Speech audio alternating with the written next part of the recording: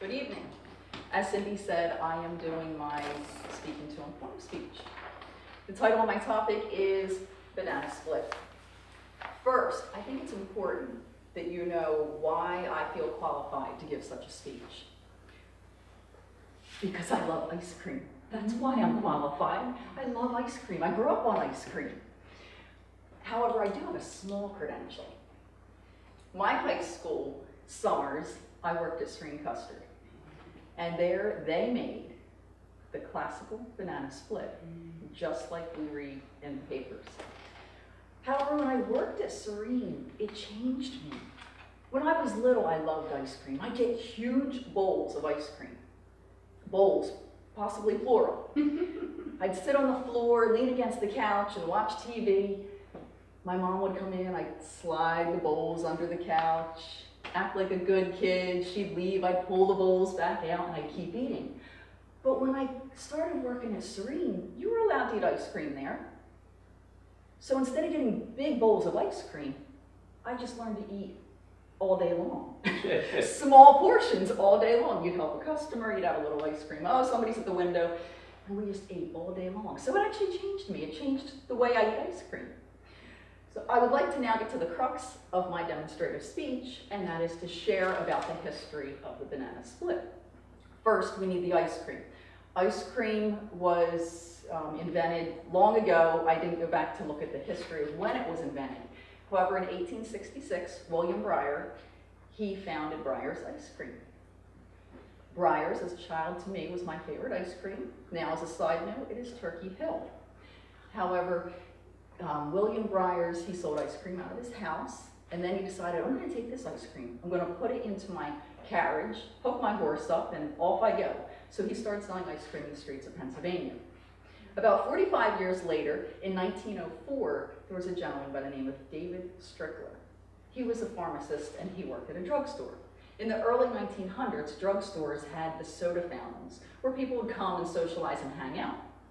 So he liked to come up with different concoctions and different things like that. At this time, thanks to delivery people, the banana was in America in the late 1800s, so it was readily available, so they had them in the store. So he thought, what can I do? He needed to impress a young lady, I believe. So he decided to come up with a different plan. So I'll get to the crux of it, and we'll do the demonstration. I did not bring the ice cream because it would melt. So you get to imagine that. The way we'll start is we need some supplies. First, we have the ice cream scoop. The preferred ice cream scoop in the ice cream industry is one that has a heat-conducting fluid that goes from the handle down to the scoop. But they're not dishwasher safe. And I love my dishwasher. I put mine in my dishwasher so much I just destroyed it. So I'm using the second best, which is a stainless steel ice cream scoop. This will scoop through ice cream like butter. Next, we need something to put the ice cream in. Because of what you know the banana split is today, he needed something that he could put the banana long ways in. He actually, when he came up with the design, he designed a boat, a banana boat, and he sent it to a glass company, and they designed it for him. He manufactured it, which was kind of cool. So we start with this, which is the banana boat. We will take the banana. You're serving it for other people, so you don't want to put your hands all over it. You'll peel the top off, and then slice it with a knife. Nicely put it on each side of the boat. Then we get to the ice cream, the crux of the banana split. We start with chocolate.